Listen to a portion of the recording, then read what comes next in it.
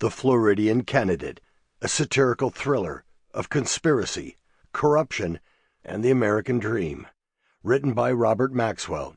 Narrated by Mitch Urban. Prologue. Here, fishy, fishy.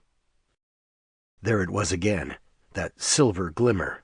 Leroy was about to get a bite, but from this distance he couldn't tell what kind of fish this would be. His eyes had grown tired from squinting all day. Usually he would be wearing his sunglasses, but had lost them earlier while setting up his equipment. Leroy reckoned they must have fallen out of his pocket as he was hacking his way through the brush to the giant oak tree 15 feet off Fire Camp Road.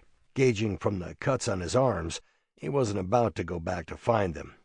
Hot, tired, and dripping with sweat, he quickly gave his body a once-over to check for ticks, or worse, those hard, lumpy spider bites that might come back to haunt him for weeks to come. The infamous brown recluse was an inhabitant of this part of the Florida Panhandle, and boasted a bite reputed to rot a pocket of flesh the size of a plum. Although not much of a religious man, Leroy silently crossed himself at his good fortune to have escaped not only the brown recluse, but also the dastardly red chiggers that spent their days cozied up in rotting tree bark, and Spanish moss lying in wait for an unwitting host. The itch from the bite imparted by these microscopic, skin-burrowing lowlives was torturous, and quite possibly enough to drive the poor soul providing the impromptu buffet insane. His mind shifted, and he hurried on, nerves racing with the anticipation of making his first catch for his new boss. It was 4:30 in the afternoon, and not so much as a nibble all day, until now.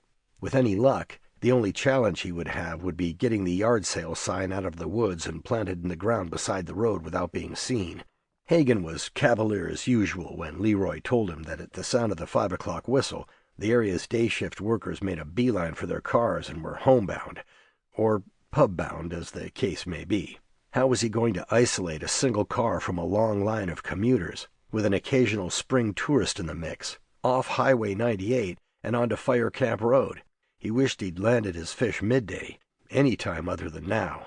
"Ah, Leroy," Hagen would say, "that's why I'm paying you the big bucks. Now, thinking outside the noggin is what this job's all about. So until I tell you when to make your move, you hold tight, my man.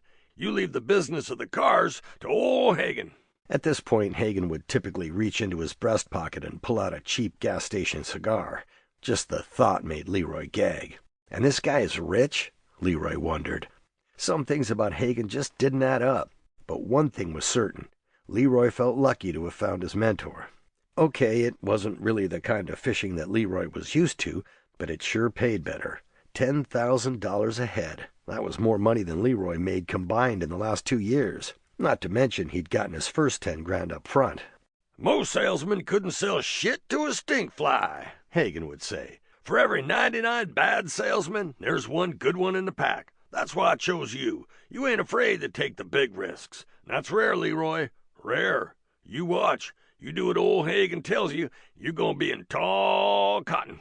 But right now, I want you to focus. Get out there and make it happen." Things were about to happen, all right. He raised his newfangled military-grade binoculars again, and the body of a car filled the eyepieces. His potential prey. A white Mercedes E550. Leroy smiled. There it was again. That silver glimmer. It was just too bright to make out the driver of the car. The sun beating down on the snow-white paint job made it nearly impossible to see past the car's steering wheel. He lowered the binoculars. Leroy was running out of time and getting anxious. Should he just go ahead and put the yard sale sign out and take a wild guess at what to write on it? Or should he wait for Hagen's instructions? At this rate, even if Hagen gave the final green light, the car might be going too fast to bother reading Leroy's sign. And how in the hell did Hagen even know what to write? Leroy had bugged him all the way out to Fire Camp Road, but Hagen, being Hagen, was cagey as always. "Oh, Leroy, The Wizard of Oz was a really good movie, right up till the dog pulled back the curtain." Then Hagen would crank up some classic rock and lose himself in blissful euphoria as he copped the perfect air guitar solo. He seldom hit a wrong note. Still, Leroy was worried. What if it were a man driving the car? Maybe Leroy could take him and be done with it, meeting his quota and ending the day strong. Sample complete. Ready to continue?